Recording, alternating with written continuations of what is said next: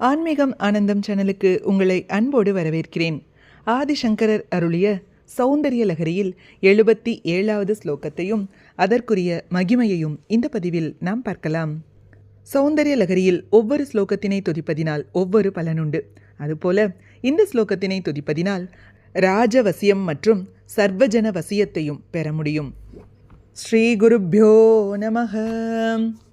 யதேதத் காலிந்தி तनुतरतरङ्गाकृति शिवे कृशे मध्ये किञ्चित् जननि तव यद्भाति सुधियां विमर्दात् अन्योन्यं कुचकलशयोरन्तरगतं तनूभूतं व्योम प्रविशदिवनाभिं कुहरिणीम्. இந்த ஸ்லோகத்திற்குரிய தமிழ் விளக்கத்தை பார்க்கலாம்.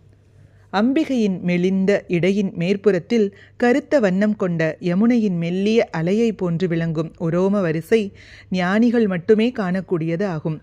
இந்த காட்சி இப்போது பகவத்பாதருக்கு காண கிடைக்கின்றதாம். மேற்கொண்டு அதனை வர்ணிக்கின்றார். நெருங்கிய இரு ஸ்தனங்களுக்கு இடையே உள்ள நீல வண்ண வெளியானது நசுக்கப்பட்டதால் மெல்லிய கோடாக நழுவி கீழே குகை போன்ற நாபியில் புகுந்து மறைவது போன்று தோன்றுவதாக விவரிக்கின்றார். இவ்வாறு தேவியை தியானிப்பவர் ஐம்புலன்களுக்கு எட்டாதவைகளையும் அறியும் தன்மையை பெறுவர். எளிதாக சொல்ல வேண்டுமென்றால், மங்கள ஸ்வரூபியே அம்மா, உன்னுடைய மெலிந்த இடையில் யமுனா நதியின் மிக மெல்லிய அலைகள் போன்ற ஞானிகளுக்கு புலப்படும் ரோமாவளி நாபியில் முடிவடைகிறது. இது எப்படி இருக்கிறதென்றால், பர்வதங்கள் போன்ற இரு நிகில்களிடையே அகப்பட்ட வானம் நாபியாகிய குகையில் புகுவது போல இருக்கின்றது என்று ஆசிரியர் அழகாக விளக்குகிறார். ராஜ்ய வசியம் பெறுவதற்கும் சர்வஜன வசியம் அடைவதற்கும் இந்த ஸ்லோகத்தினை துதித்து அம்பாளுக்கு நைவேத்தியமாக பழம், தேன் ஆகியவற்றை படைத்து வழிபட வேண்டும். ஓம் ஸ்ரீ மாத்ரே நமஹ. ஹரிஹி ஓம். ஸ்ரீ குருப்யோ நமஹ.